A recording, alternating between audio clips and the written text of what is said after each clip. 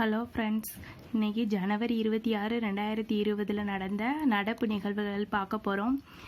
முயற்சி திருவினை ஆக்கும் திருவள்ளுவர் சொல்லியிருக்காரு. அதே மாதிரி நம்ம முயற்சி செஞ்சுட்டே இருப்போம், கண்டிப்பாக ஒரு நாள் நம்மளுக்கு வெற்றி கிடைக்கும். இப்போ இந்த வீடியோவில் 5 பாயிண்ட் தான் நான் போட்டிருக்கேன். 5 பாயிண்ட்டை அப்படி இந்த வீடியோ பார்த்து மனப்பாடம் பண்ணிக்கோங்க. கண்டிப்பாக 5 பாயிண்டில் ஏதாவது ஒன்று கரண்ட் அஃபேராக வரும்.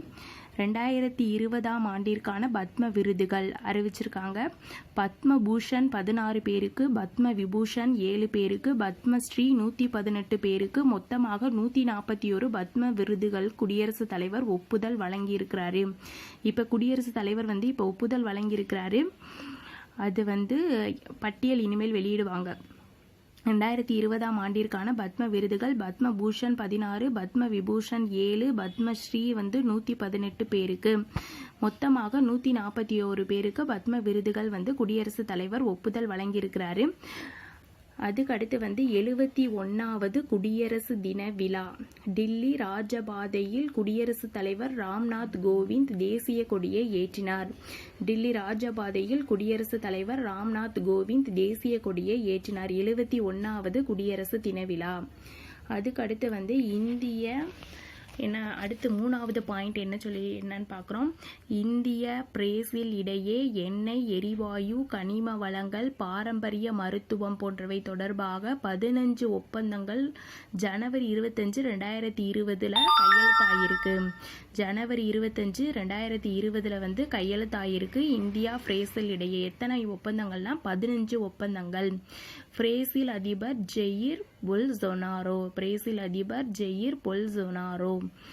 2019 ஆண்டின் ஸ்மார்ட் போன் விற்பனையில் முதல் முறையாக இந்தியா அமெரிக்கா மிஞ்சி சாதனை படைச்சிருக்கு. இந்தியா அமெரிக்காவை மிஞ்சி சாதனை படைச்சிருக்கு. 2019 ஆண்டில் ஸ்மார்ட் போன் விற்பனையில் முதல் முறையாக இந்தியா அமெரிக்காவை மிஞ்சி சாதனை படைத்துள்ளது.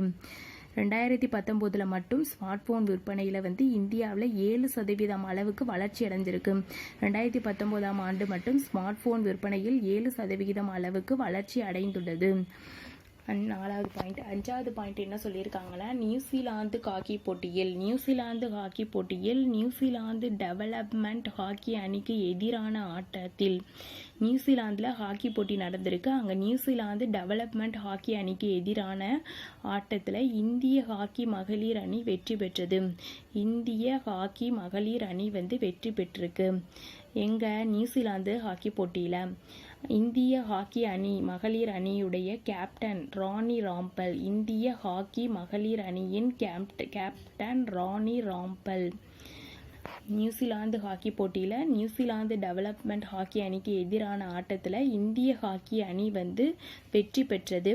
இந்திய ஹாக்கி மகளிர் அணி captain Rani Rampal. Thank you friends. Watch பண்ணிவிட்டு வீடியோவை ஷேர் பண்ணுங்கள், சப்ஸ்கிரைப் பண்ணுங்கள். நான் தொடர்ந்து கரண்ட் அஃபேர்ஸ் போட்டுட்டே இருக்கேன். அப்போ தான் உங்களுக்கு கரண்ட் அஃபேர் வீடியோ உங்கள் இன்பாக்ஸுக்கு வரும். சப்ஸ்கிரைப் பண்ணுங்கள். Thank you friends. All the best.